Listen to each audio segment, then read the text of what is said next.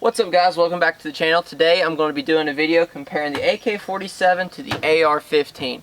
Super excited about this video, so let's get right into it.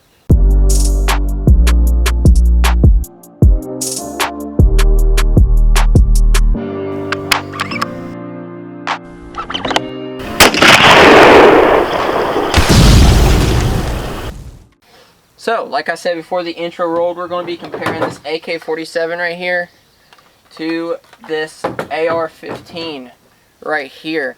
And I'm just going to warn you up front, this is not going to be a super technical review. I'm just going to be going over the differences in both these rifles and something to kind of guide you on considering which one you would like to purchase later on in the future. Alright, so before we get into this, I would like to ask every single one of you guys to hit that like button if you like the video. It would mean a ton to me. And I would also like you guys to go check out the merch that we just dropped. We just broke over 1,000 and we dropped some merch. Link will be in the description down below. So let's get right into this video. So let's start by talking about a little bit about what each of these rifles shoot. So the AR-15, this one right here, is the 5.56. Okay, 223, what have you. Same difference. Well, not really the same, but basically the same difference. And this AK right here is 7.62 by 39. Okay, this AR-15 that I'm going to be going over is the Palmetto State Armory AR-15. This came as a kit build, which has been my favorite rifle so far, my go-to rifle. Really enjoy it, especially for the price point. And this is a Norinco Chinese AK-47 variant.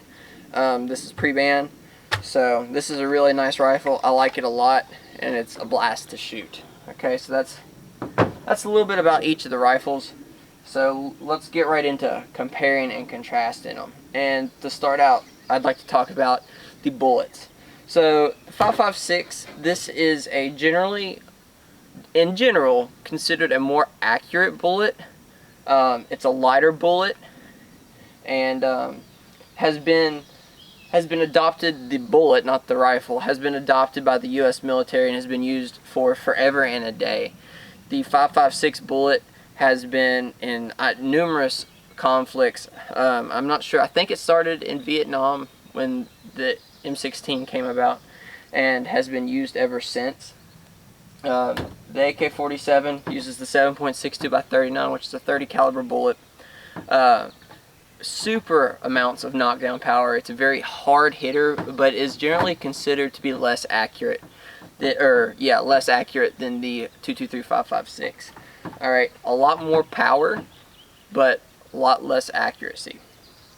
Okay, so that's something to consider. I'm sure you can build you out an AK-47 that can like knock holes in the knock holes on tops of holes on tops of holes, but for the most part the AR-15 is more accurate than the AK-47. Alright, so the AR-15 uses direct impingement. What happens when it's shot is the bullet will travel down the barrel, hit the gas block, gas will shoot back into the gas system and will blow the bolt back. Alright, and that's how the AR-15 fires. This is usually considered to be a slightly dirtier system, since you have all that air coming back into the upper and just blowing through the whole entire system. It is considered to get dirtier quicker. Okay, and that's one downfall, but generally speaking, you'll never be able to really notice it. I know people that have bought AR-15s and shot them 500, 600 rounds, never cleaned them. So I don't know how much you're shooting your AR-15, but for the novice shooter, it'll probably never be a concern. Alright, and then the AK-47 is a little different. It still uses gas to shoot the bolt back, but the gas is contained. I don't know, let me show you guys up close inside the AK, but the gas never just gets out like the AR-15 does. So the gas system is connected to the bolt, and it blows it back, sends it forward, and gas is not released. I'm pretty sure this is called a piston system. Alright, so that's really the two big differences on how the gas systems work in here. This is a direct impingement, this is a piston driven, and they make AR-15s that are piston driven, but they're generally more expensive. I think the LWRC is a piston system, and that's a very high-end rifle, very expensive rifle, and it just costs a lot more. So that's one thing to consider. This is considered cleaner because the gas doesn't get out and it gets carbon everywhere, and it's just, I don't really know.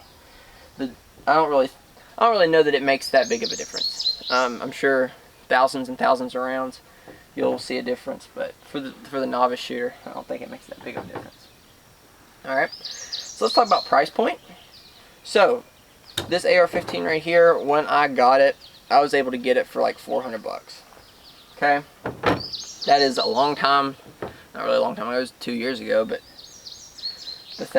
prices have skyrocketed on different rifles and weapons, and I can't even keep up with how much AR-15s are costing now. I saw Bear Creek Arsenal had their AR-15, a full built one, for like 900 bucks, 5.56, 223.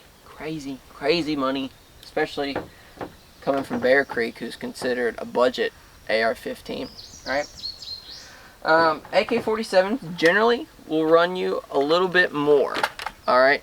So I know back when I was looking at buying AR-15, I was really looking whether or not I should get an AK or an AR-15, and at the time this AR-15 was like 400 bucks. The AK-47 was about 600 bucks. So there is definitely a price difference. And that's in general terms. I know you can probably find AKs for a lot less. Palmetto makes an AK, but it's more than their AR-15, or at least it was. I'm trying to think of all the different AK companies in America. They're escaping me right now, but for the most part, about 600 bucks, 500 maybe. Alright, and you can definitely buy an AR-15 a lot cheaper than that. So that's another thing to consider. If you're in one of the states that controls how you deer hunt by the bullet size and the caliber, you won't be able to hunt with a 5.56 or a 223, but you can hunt with a AK-47. So that's a plus to the AK-47, is because of the 30 caliber bullet. In states that regulate what you can hunt deer with, you can hunt with the 7.62 by 39. And for the longest time I did hunt with the 7.62 by 39, and I loved it. The bullet was great. I especially did a lot when I was younger, when I was growing up. When I was first started to deer hunt, I used an SKS, and that uses the 7.62 by 39, and very rarely would the deer ever go very far, just because the power the bullet has, and just it's a very good shooting gun, especially if you're starting out. Alright, and you don't want to get into the 308 that has a little bit more kick to it and is a little bit more of a rifle to handle. So that's a one very good plus side. Neither of these rifles really have any recoil at all, which is really good. Semi-automatic rifles, I feel like generally don't have a lot of recoil, just because the buffer system, and I just don't, just how it works. So like when the rifle is using that gas to blow back the bolt, it's taking a lot of that energy out, and same thing for this. Gas is blowing back the bolt, taking a lot of energy out. AR-15 also has a buffer spring and a buffer tube and a buffer, and that takes a lot of the energy out as well, reducing the recoil. Even on 308 rifles, a lot of the recoil is taken out of it. Right? So that's another thing to consider. But I never really noticed the recoil on either of them, and I think that's a great thing.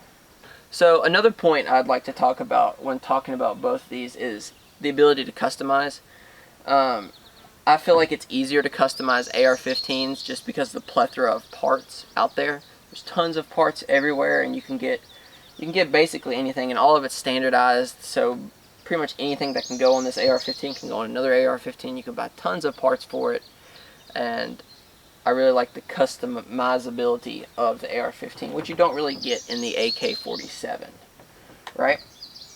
So that's something to think about if you're really looking to customize your rifle. AK-47 is a little bit harder to do. I wouldn't say it's impossible. It's definitely not impossible, but it's a little bit easier to do on the AR-15. Okay?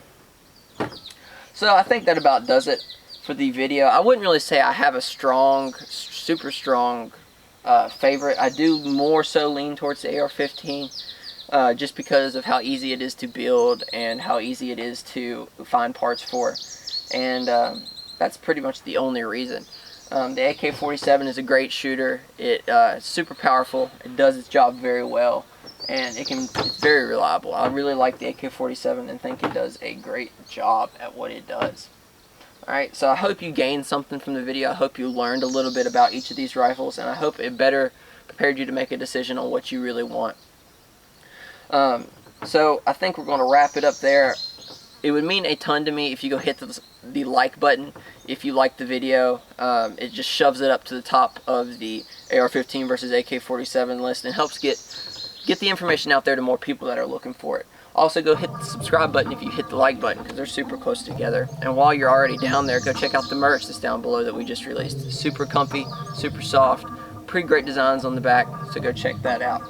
So that's my spiel for the end of the video. As always, guys, take someone outdoors, and I will see y'all next time.